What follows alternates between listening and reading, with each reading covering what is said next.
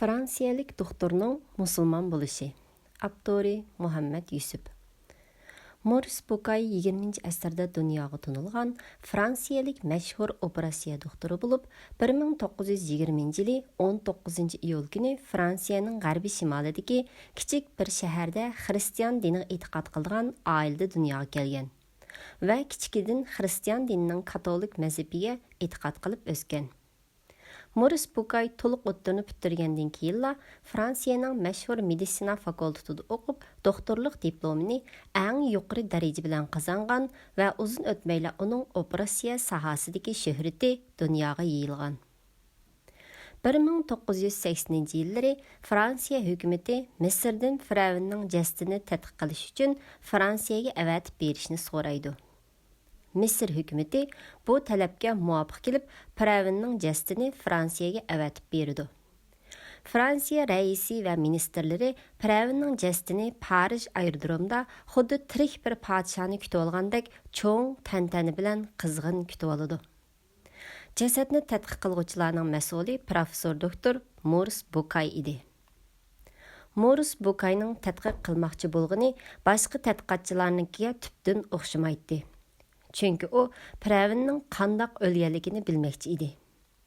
Shu kuni oqshimi tekshirish natijasi chiqqan bo'lib, Firavnning jasadida tuzning qoldiqlari bayqalgan va uning cho'qim dengizda g'arq bo'lib o'lganligi aniqlangan edi. Lekin Moris Bukay javob topolmagan bir masala bor edi. U bo'lsa-mu, bu jasad mumiyolanmagan. Onun ustiga bu mumiyolanmagan jasadning 3000 yildan ko'proq vaqtdan beri boshqa mumiyolangan jasadlardan saq turganligi edi.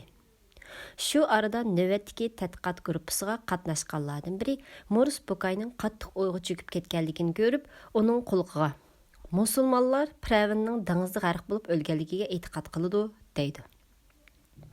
Ammo Moris Bukay bu xabarni qat'iylik bilan rad qiladi va mundaq bir kashfiyotning faqat hozirgidek taraqq qilgan ilm-fan sohasida amalga oshirolmaydiganligini aytadi.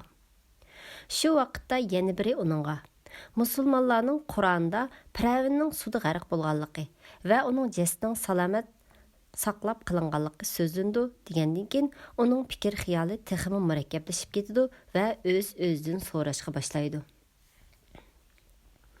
Bu jasad amdilitihi mundan bir asr ilgari 1898 yil bayqalgan tursa, musulmonlarning muqaddas kitobi Qur'on Karim bu voqeani buningdan 13 asrdan beri so'zlab kelayotgan tursa, bu qanday gap? Arablar emas, balki butun insoniyat Misrda Firavnlarning jasadlarining mumiyolanib saqlanganligini faqat bir qancha 10 yillar ilgari bilgan tursa, musulmonlar Firavnning jasadining salomat ekanligini na'dan biladi? Moris Bukay shu kechasi Firavnning jasadining yonida o'tirib bir kecha xiyol surdi. Injildagi Firavn haqidagi tekstlarni xiyolga keltirdi. Ammo Injillarda Firavnning Musa alayhissalomni qo'g'lash jarayonida dengizda g'arq bo'lib o'lganligi so'zlangan bo'lsa-mu, uning jasadi haqida hech qanday ma'lumot berilmagan edi. Hamrohlaridan Tavratni keltirishni talab qilib, uningdan izlanishga boshlagan Moris Bukay Tavratning chiqish bo'limida suv asliga qaytdi. Firavn bilan jimi askarlari suvda g'arq bo'lib tugashdi. Ulardan birmi odam hayot qolmadi degan tekstdan boshqasini topolmaydi. Yanıla Firavnning jasadi haqida ma'lumotga erisholmaydi. Shunday qilib, Firavnning jasadining salomat saqlanib qolganligidagi sir Moris Bukayning kalasida yeshilmagan sir yoki oyog'i chiqmagan tepishmoq bo'lib qoladi. Chunki u shu vaqtda musulmonlarning so'zlariga va ularning Qur'oniga ahamiyat bermaganlikdan bu masalani Qur'on Karimdan iznib beqishni xohlamaydi. Jasad qayta remont qilinib Misrga avatib berildi. Bu voqeadan bir qancha yil keyin Saudiya Arabistonda chaqirilgan tibbiy tadqiqot qurultiyiga Moris Bukay taklif qilindi. Moris Bukay dunyoning hamma joylaridan kelgan musulmon olimlar to'plangan bu qurultaydan foydalanib, ular bilan so'zlashadigan so'zning avvali Firavnning jasadi haqida so'rash bo'ldi. Musulmon olimlardan biri hech qanday takalluf qilmasdilla darhol uningga Qur'on Karimni ichib, biz Isroil avlodini dengizdan o'tkazib o'tdik. Firavn va uning askarlari zulm va zo'ravonlik qilish uchun darhol ularning orqasidan qo'g'ildi. Firavn g'arq bo'lgan chog'da İman etdim ki İsrail avlodi iman etgan ilahdan başqa hech bir ilah yo'qdir. Endi men musulmonlardan bo'ldim, dedi. uningga shundoq deyildi. Әмдімі? Яны әмді иман eytamsan? Halbuki ilgiri Allahqa asiylik qilgan va buzg'unchilik qilganlardan eding. Sening keyingilarga ibrat bo'lishing uchun bugun sening jasadingni dengizdan chiqarib qo'yamiz. Shaksizki nurg'un kishilar bizning oyatlarimizdan g'ofildir degan oyatni o'qib berdi.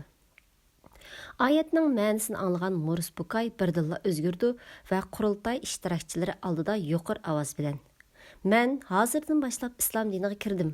Bu Qur'onga iymon etdim" deydi. Morris Bucay Fransiyaga boshqa bir yuz bilan qaytib bordi va vaqtning ko'pragini ilmiy tadqiqotlarga, bo'libmi Yahudi, Xristian va islom dinlari haqidagi tadqiqot ishlariga bag'ishlaydi. Bir qancha yillik izchil izdinish va tadqiq qilish natijasida Tavrat, Injil, Qur'on va ilm nomli dunyoda mashhur asarni yozib chiqdi.